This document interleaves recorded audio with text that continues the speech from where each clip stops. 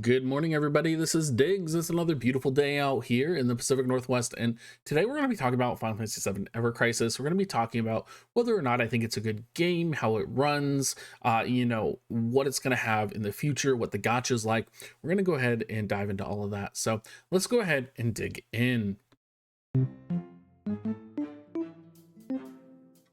So I've been playing this game for probably a solid 3 or 4 days now. I was not part of the beta testing, and I really have to say I enjoy the game for the most part. There's definitely some bloat. There's definitely some locations where you can tell they're trying to like drain your energy, and it also seems like there's not enough energy. But kind of all of that stuff aside, I actually think they have kind of the skeleton of a very good and competent game. I was a huge fan of the Nier Reincarnation game style and gameplay, except I thought that the gameplay for Nier Reincarnation was a little bit lackluster. It wasn't very strategic. It didn't feel very like planning oriented, and there also wasn't as much stuff to do, it felt like. With a lack of really, there was some PvP, but it wasn't really the main focus, I would say. It really kind of died out for me with my interest.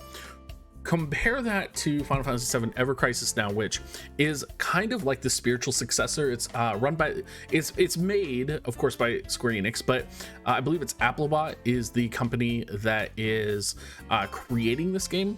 It's actually really good. There's a lot more layers of strategy to gearing, and the polling system actually feels really good. So let's go ahead and talk about polls first, because I know that is a concern for a lot of people. Of course, they do have premium currency. They give a lot of free tickets. What a lot of people might not realize, though, and kind of something I thought was a pleasant surprise, was having something like the stamp system in place. So the stamp system, you only pull for weapons in this game. You don't pull for anything else.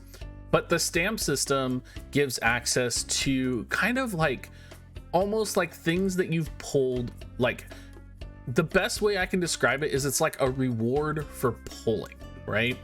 So you have a chance to kind of roll on like special armors when you pull. So maybe you don't want to pull all the way for Murasame, right? For Cloud, but you want to get his costume, which ideally in this game you would want to get both because they synergize together. But imagine you just want his costume. You can pull and try and get his costume and feel like it's not a waste, right? Because it's guaranteed on the stamp. It's pretty easy. And if you're someone who wants the Murasame, it's a nice little benefit because you can swap the items that you get. So let's say you don't want Cloud's body armor, you could get Barrett's body armor, right? Or you could get Barrett's weapon. It's a really nice system that I enjoy. And they also have a wish list system. And when you look at the drops for the percentage of items in the game, it's amazing, actually, compared to other gacha games. I mean, we have a 7.5% chance at a rarity. That's way better than, other games that might be like 2% or 1.5%. War of the Visions, I'm looking at you. Like, of course, standard UR units generally had, a significant pull rate, but being able to have such a high pull rate right out the gate has been wonderful. You're able to get a lot of things with your tickets. It feels good. You can add a wish list. It just overall works. And what's nice is you don't have different polling systems. You don't have polling systems for like vision cards like where the Visions had. You don't have polling systems for materia. That, like, the rest of that is all baked into the game, and you don't have to worry about pulling or spending money in order to access those other parts. The other thing that's awesome is you get every character. As far as I can tell, there is a new event coming out later today, which is going to be pretty hype, and I do believe you get every character for free. That's the way it's been so far. So you don't have to worry about not getting your favorite character or potentially not getting the right build. Now, what I will say is every character has something different. Their clothes and such matter. So I'm sure we're going to see the summer version of Zack that we're getting. maybe it's going to actually be like a clothing change for Zack, which would actually be a lot nicer than actually just like a summer Zack unit, because a lot of these clothes and armors are really cool, first of all, but they also give relevant stats, and stats are something that are really interesting in this game, and it adds a layer of complexity that I think a lot of people probably haven't seen since, honestly, it almost feels a little Brave Exvius to me, in terms of you're equipping sub-equipment that may not be the main weapon for the character, but they're getting passives from it, and they're also getting stats from it. So for example, he has his main weapon and he has his sub-weapon, right?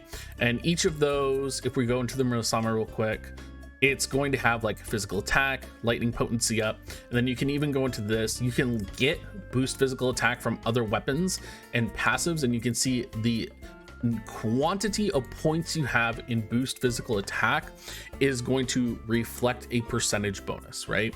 So you are going to be stacking like passives and points like that. So you can see I have like boost attack here, which is different, but it's +9. So for 5 points, I only have 9 right now, but 5, I get physical attack +10, +5%, magical attack 10, +5%.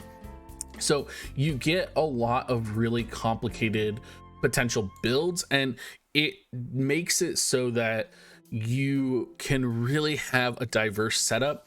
And while yes, there is going to be a best in slot for the character, with the rotating weaknesses of the enemies and the rotating kind of power, there isn't really like a best in slot. There is in some ways. For example, Aerith has, for example, a staff that gives Curaga, which is very powerful. Yes, you could say that is like a best in slot for Aerith, because you're always going to want Aerith to potentially have Curaga, right? But outside of like things like that, you can kind of change and move around and adjust your equipment based on what you need. Not only do elements play a role, you also have specific like guard break abilities. So you can see here on the Braver, I have X, I have triangle, there's also a circle, and just a various amount of other things as well that you also need to make sure you have, because you need to be able to break the boss. So you're going to be constantly changing your equipment, you're going to be constantly adjusting things, and it feels really good. It also feels good that you can equip sub equipment from other characters, and this is actually an example of bad sub equipment. So you can see here that this actually has boost healing potency, which I don't want on my Cloud. I would rather put this on Aerith. It's a little weird. You do have to kind of be aware of like the auto equip feature, especially as you're playing through the main story, because the main story does auto equip gear so that you can clear missions without you knowing. So your gear sometimes gets swapped around. And then you also have access to materia as well, which I think materia is not as important as people make it out to be. It's a little bit RNG. The materia system almost feels like, if you played War of the Visions, it feels very similar to Trust Stones right now, and kind of the RNG elements of the game. Now, if you're wondering like, what do you do? Is there PvP? There has not been PvP so far. They do have a really cool co-op content, which is really great. There is a ton of solo content, ton of story content. A lot of the game is locked behind the story content, so you're gonna have to bust that out. Solo content can be a little bit tricky. You have, of course, daily quests, daily missions. I'm finding that I'm running into bottlenecks with energy a lot, and of course I'm getting a ton of energy because it's like the launch week of the game. I am a little concerned from both the free-to-play perspective as well as just like an enjoyment perspective, that I'm going to get enough energy to enjoy the game. If I had like a list of concerns right now for the game, I would say energy consumption would probably be the top. Also, I am getting sporadic bugs throughout the game that's causing it to crash. They have been, to their benefit, updating and kind of making the game better. I've heard though, across all platforms, whether you're on BlueStacks, which if you want to play it on BlueStacks, it's Nougat 64-bit, whether it's BlueStacks, whether it is going to be iPhone, I have it on my iPhone, whether it's on a Google phone, I've heard there's stuttering, there is menu lag, there's just a couple of things that don't quite line up and make sense, so you just want to keep that in mind. Now, there is, as I said, like tons of things in here for you to do. There's a tower system, there's character quests, which if you're familiar with Nier Automata, right now there's not, or near reincarnation, there's not a ton in this, but I have a feeling this is one of those things that's going to turn into like the special weapons. Like the character quests may progress in order to unlock special weapons in the future. You have dungeons, which are very much from Brave Exvius, and one of the interesting things here is you also have like difficulty dungeons, and you have to get them rated. Now, I don't enjoy these a ton. Part of the reason I don't enjoy the dungeons is they have hidden bonuses, and it's not clear what the hidden bonuses are. So unless you're using a guide, it's absolutely possible for you to miss a mission or miss a specific monster you were supposed to kill, and then you have to go back and do it. But I mean, this is all kind of like nitpicky stuff, right? Like, you know, in the grand scope of the game, it's actually pretty fun. Let's go ahead and show you guys how combat works real quick. So we'll go ahead and hop into a weapon quest.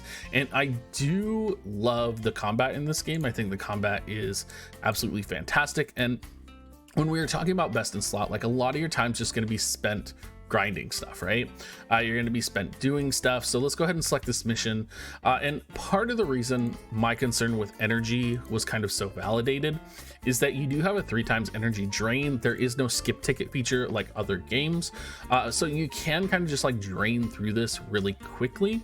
You can see here it has recommended elements as well. So my Cloud's best weapon right now gives so much physical attack, and I have so much passives for his lightning ability is really good, but I'm still going to equip like a fire materia on him to make sure that he can do what he has to do for the mission. Outside of things like a little bit of stuttering and a little bit of like energy consciousness, the loading screens are massive. Now, this is for pretty much all platforms. The loading screens just take forever. It doesn't matter, you know, what you're doing. It's just, it's slow. Now, you do in combat have some really cool things here, which we'll point out. I do have an auto AI, and I just want to point out, I'll actually slow the combat down here. The auto AI is incredibly intelligent in combat. Now, I think this is probably the best AI that I have ever seen from Square Enix in a mobile game. You have a stance swap button down here, right? And the stance swap does different things. So you can see it'll switch to like defense mode and offensive mode. Defense has increased defense and healing potency. So when Aerith uses a Curaga, the AI, or whenever there's a large attack, the AI will actually switch to defensive stance. So it's one of those wild situations where you're literally watching the AI play almost as good as you would, or almost as good as, you know, you might have planned. You can tell somebody with experience playing Final Fantasy games has programmed this AI. It feels like you're playing with an advanced gambit system from Final Fantasy XII. The AI is so intelligent, and it does screw up sometimes depending on what abilities you have set. You do have to be aware of that, but overall, amazing. Like light years ahead of the AI in other Final Fantasy games, and that makes it fantastic. I'll give you a story. I was playing, you have to play as the First Soldier characters, and you actually get a unique story for First Soldier and Sephiroth, which is awesome. But one of the First Soldier characters has a defensive based weapon, and what that weapon does, like it gives basically a mighty guard to the party, essentially. And you won't see him use it, but there is a trigger that makes him start using it on a regular basis. So if a certain character takes like a certain percentage amount of HP, or your HP gets low, all of a sudden he's going to switch stances and start using that, and he'll use it for the rest of the fight. So it's almost like a progressive AI that learns from what you're fighting and adjusts the strategy of what you've offered it. So very cool, very amazing, light years ahead of Near Reincarnation.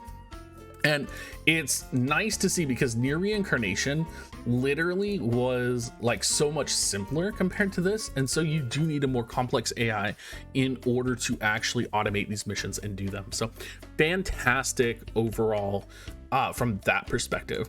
Now, there is a lot of materials, there's a lot of stuff here to go into. We could talk about growth trees, right? Which is, you know, to summarize it for you guys, it's basically a sphere grid for characters, which can make a lot of change and a lot of stat bonuses for your characters. So again, like, all of this is cool. All of this is really awesome. There's a lot of things to do.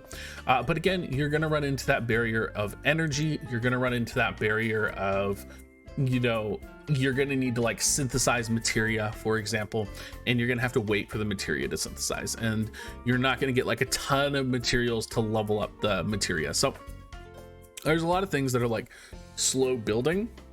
And I'm really excited for potentially the first event to launch this week.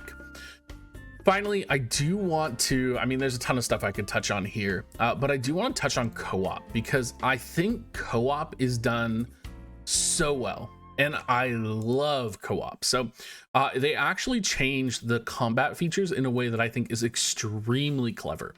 So we'll go ahead and queue up here. We'll go ahead and queue up for a red dragon.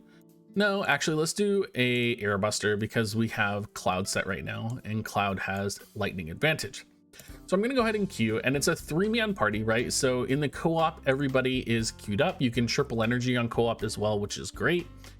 Oh, did I just encounter a crash? I might have encountered a crash. That's okay. Again, this is the first week this happens, you know, and I would say they are working really good on fixing this type of stuff. So I will just take a second to describe co-op to you guys. I talked about the stance dancing feature, which is really cool. You are basically able to auto AI, but the difference with the stance dancing feature here is that every character has their own stance. So if everybody in co-op is switched into offensive stance, it's going to give a significantly bigger bonus than in regular PvE. So if you want to run like Aerith as a healer and manually control her, you can do that, and it really helps. You could technically like auto grind this, but I'm really excited to be able to play this on stream with people and like group up and do the very hards and like manually heal and swap stances, because everybody's gonna have to like swap stance for defense when mega attacks go off, because it basically triples the party's defense. So absolutely like fascinating things going on with this game. I'm really enjoying it. It's relatively free to play friendly. It feels like to me. The drop rates are good. You get a lot of free weapons. I didn't feel like I had to re-roll. I think if I was going to re-roll, I would probably re-roll for the fairy staff or one of the other AoE healing abilities, just because that's been so powerful from a PvE perspective. But it's definitely one of these games that I'll probably be sticking around on. You guys probably seen me stream it for quite a while, so I would definitely recommend it. Anyway, everybody, I'll probably be doing a few more videos on this. I am taking my time and kind of learning the mechanics. Let me know what you think, and I will talk to you guys next time.